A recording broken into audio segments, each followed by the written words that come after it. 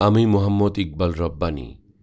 আপনাদের সবাইকে স্বাগতম আমার ইউটিউব চ্যানেলে।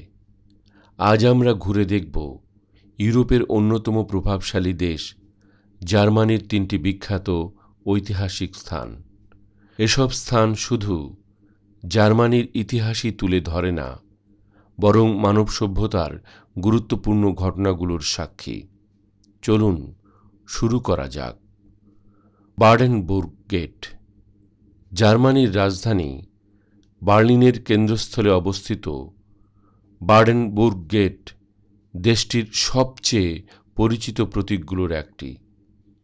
1791 সালে নির্মিত এই নিউ ক্লাসিক্যাল স্থাপনাটি একসময় শহরের প্রবেশদ্বার হিসেবে ব্যবহৃত হতো। 20 শতকে জার্মানি বিভক্ত হওয়ার পর এটি পূর্ব ও পশ্চিম বার্লিনের সীমান্তের কাছাকাছি অবস্থান করায় বিভেদের প্রতীক হয়ে ওঠে।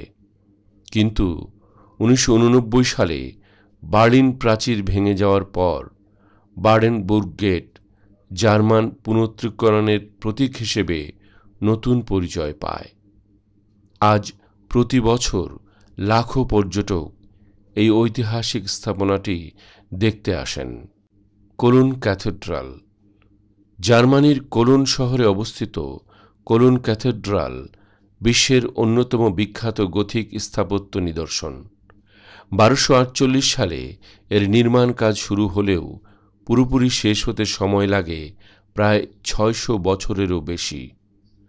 প্রায় 157 মিটার উচ্চতার এই ক্যাথেড্রাল দীর্ঘদিন বিশ্বের সর্বোচ্চ ভবনগুলোর একটি ছিল। দ্বিতীয় বিশ্বযুদ্ধের সময় আশপাশের অনেক স্থাপনা ধ্বংস হয়ে গেলেও কোলন ক্যাথেড্রাল টিকে ছিল, যা একে আরও ঐতিহাসিক গুরুত্ব এনে দিয়েছে। বর্তমানে এটি ইউনেস্কোর বিশ্ব ঐতিহ্যবাহী স্থানের তালিকাভুক্ত। নয়েশ-ভানস্টাইন ক্যাসল। দক্ষিণ জার্মানির বাভারিয়া অঞ্চলে অবস্থিত নয়েশ-ভানস্টাইন ক্যাসেলকে বিশ্বের সবচেয়ে সুন্দর দুর্গগুলোর একটি হিসেবে বিবেচনা করা হয়। 1869 সালে বাভারিয়ার রাজা লুডকুইং সেকেন্ড এই দুর্গ নির্মাণের কাজ শুরু করেন। রূপকথার মতো দেখতে এই দুর্গটি নাকি ওয়াল্ট ডিজনির বিখ্যাত ডিজনি দুর্গের নকশার অনুপ্রেরণা ছিল। আল্পস পর্বতমালার মনোমুগ্ধকর প্রাকৃতিক পরিবেশে অবস্থিত এই দুর্গ প্রতি বছর লাখ লাখ পর্যটককে আকর্ষণ করে।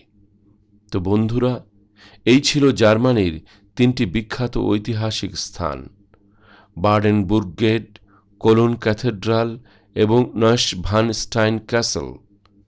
আপনি যদি সুযোগ পান তাহলে অবশ্যই এই অসাধারণ স্থানগুলো ঘুরে দেখার চেষ্টা করবেন।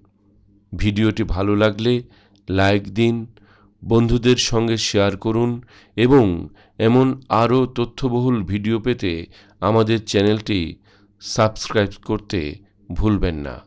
আমি মোহাম্মদ ইকবাল রব্বানী আজকের মতো এখানেই বিদায় নিচ্ছি।